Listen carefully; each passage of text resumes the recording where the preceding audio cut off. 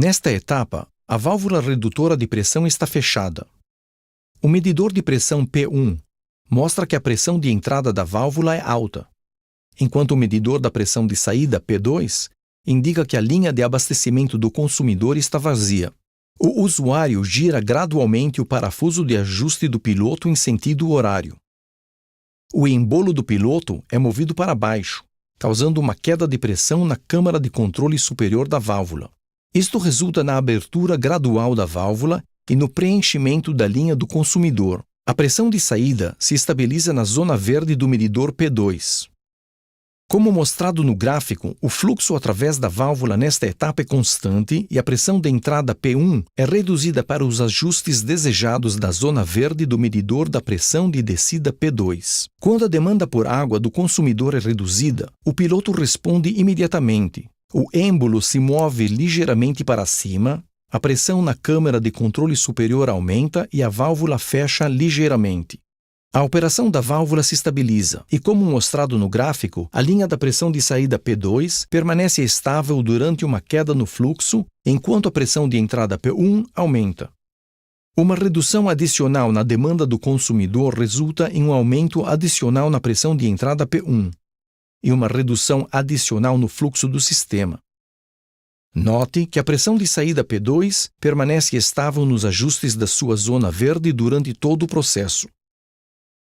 Reduções adicionais na demanda de água, que levem até a demanda zero, resultarão no fechamento total da válvula.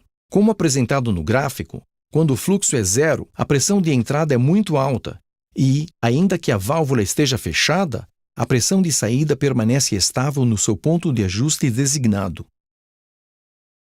Quando a demanda aumenta novamente, o piloto responde em relação ao nível da demanda. O êmbolo se move para baixo, a válvula abre gradualmente e a pressão de saída permanece estável. No gráfico que mostra o fluxo aumentado, a pressão de entrada cai, enquanto a pressão de saída P2 permanece na sua zona verde no nível do ponto de ajuste. Nesta etapa, a pressão de entrada P1 diminui. Existe uma leve redução no fluxo, mas a pressão de saída P2 permanece estável dentro dos ajustes da sua zona verde. Como mostrado no gráfico, nesta etapa, o fluxo através da válvula é constante. A pressão de entrada P1 é reduzida para os ajustes regulares da sua zona verde e a pressão de saída P2 permanece estável. Em caso de uma grande queda na pressão da entrada, a válvula abre por completo, para fornecer o máximo de pressão possível para a tubulação no consumidor. Desta forma, a válvula assegura um abastecimento de água contínuo, mesmo se a pressão estiver abaixo do nível desejado.